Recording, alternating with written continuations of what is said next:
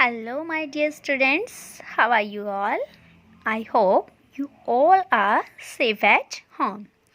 Students, कल हमने first chapter का पेज नंबर 9 तक रीडिंग किया था, जिसके अंदर लास्ट था हमारा कि जो एलिन होती है वो एन से कहती है कि क्या मैं तुम्हारे साथ अपना रूम शेयर कर सकती हूँ। उसके बाद हमें आज पेज नंबर 10 पर रीडिंग करनी है, तो चलिए हम रीडिंग करते हैं। अब एन क्या कहती है? Impossible. Since I came 3 days ago, I have been afflicted with the companionship of life here. उन्होंने कहा इम्पॉसिबल, असंभव है ये। क्यों? क्योंकि वो 3 दिन पहले यहाँ आई थी और तब से ही वो लाइस के साथ यहाँ पर रूममेट रह रही है। We argue all day long. She went on with a laugh, but I would not leave her for the world. उसने कहा कि हम दोनों आपस में लड़ते हैं, झगड़ते हैं, एक दूसरे को हंसाते हैं, लेकिन फिर भी मैं उसे दुनिया में किसी भी कीमत पर नहीं छोड़ सकती। What a pity! And you? asked Ellen, turning to Eva.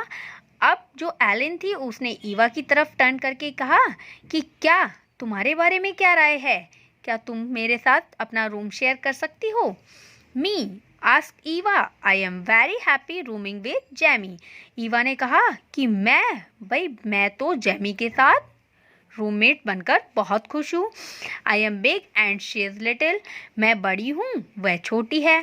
So we balance each other perfectly. इसलिए हम एक दूसरे को अच्छे से बैलेंस कर लेते हैं. Anyway, Heidi is very nice and we all like her. उसने कहा वैसे भी जो हैदी है वो बहुत अच्छी है और हम सभी उसे बहुत पसंद करते हैं.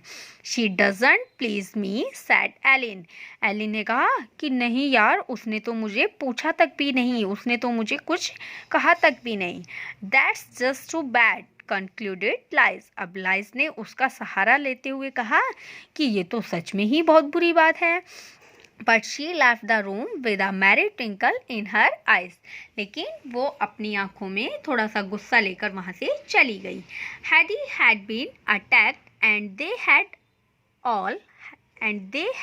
all had an opportunity to defend her. अब सभी के पास हैदी को बचाने का एक मौका था क्योंकि उसने उसके ऊपर अटैक किया था. On one side of the classroom where the new students gathered to hear the solemn reading of the rules, a large door opened onto a beautifully kept garden. अब जो सभी न्यू स्टूडेंट थे वो एक classroom के अंदर इकट्ठा हुए थे. उस क्लासरूम के अंदर जहाँ पर जो मेड मॉसल लार्बे थी वो स्कूल के रूल्स को बताने वाली थी. और उस रूम का जो गेट था वो एक बाहर की तरफ बहुत सुंदर गार्डन में खुलता था. While they were waiting for Mademoiselle Larbe to come, Heidi slipped out to look at the little cluster of primroses in the short grass.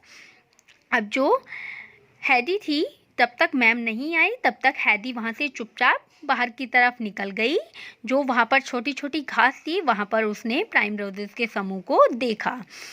The fat birds on the horse chestnut trees which were just beginning to open and show bits of wrinkled leaves. अब जो पेड़ था वहाँ पर एक बहुत बड़ा, जिसके ऊपर पिंक और वाइट कलर के फ्लावर्स थे. वो जो पेड़ था वो बिल्कुल ऐसे लग रहा था उसकी कलियाँ जैसे अभी ओपन होने वाली हैं, खुलने वाली हैं.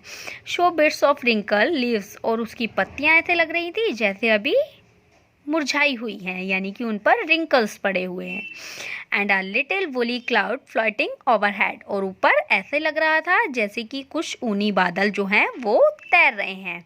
Which seem to have drifted over the mountains, और बिल्कुल ऐसे लग रहा था जैसे कि पर्वतों के ऊपर बह गया है. ड्रिफ्टेड मीन्स बह जाना.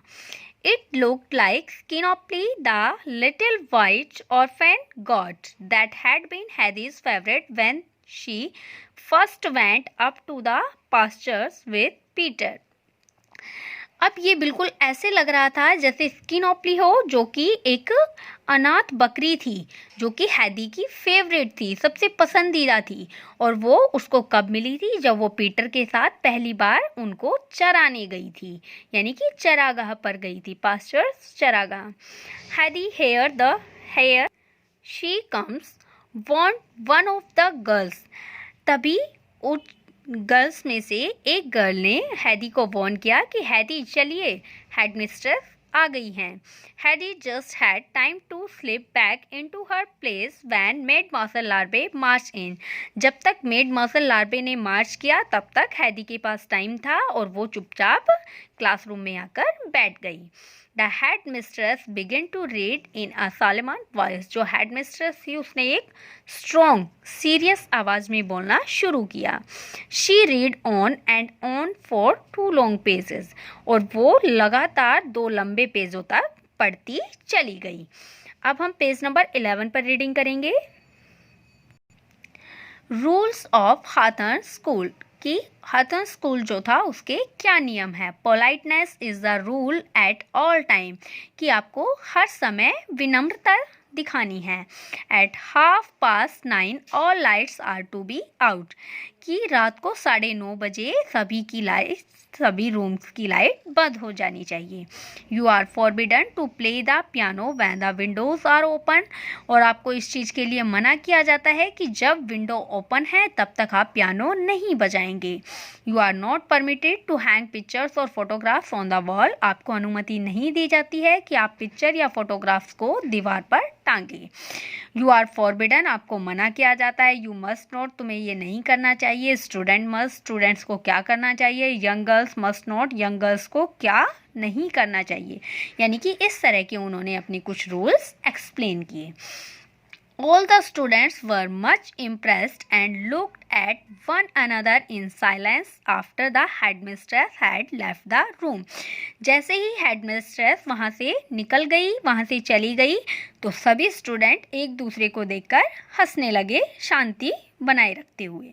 But life more mischievous than the rest, लेकिन जो लाइफ थी वो औरों से ज़्यादा शरारती थी। स्पोक लाइक मेड मार्शल लार्बे, और उसने मेड मार्शल लार्बे की तरह एक्टिंग करते हुए कहा, about all it is forbidden to take these rule too seriously, कि ये जो भी रूल्स बताए हुए हैं इन सभी के लिए आपको मतलब मना किया जाता है कि आप इनको फॉलो करें। The girls were all laughing when Maid Marcel Raymond came into the room. She hugged them with a lifted finger. जो सभी गर्ल्स थी वो हंसने लगी और अचानक मेड मार्शल रेमंड जो है वो रूम में आ गई और उन्होंने अपनी फिंगर से इशारा करते हुए उनको शांत किया। Go to work now she said, उसने कहा तुम सभी अब अपना अपना काम करो। You lies to the piano Heidi, उन्होंने कहा लाइज तुम पियानो के लिए जाओ। हैदी से और लाइज से कहा कि तुम पियानो के लिए जाओ। Monsieur Rochet is here to give you your first lesson on the violin, कि जो महाशय रोचेट हैं वो तुम्हें आज वायलिन का फर्स्ट चैप्टर पढ़ाएंगे। Ellen you may go and tidy your room, उन्होंने एलन को कहा कि एलन तुम जाओ और अपना रूम साफ करो। Anne and Eva will have a lesson in English, Anne और ईवा जो हैं वो आज इंग्लिश का एक लेसन सीखेंगी। And the rest of you will study with me, और तुम बाकी सभी मेरे साथ पढ़ाई करोगे।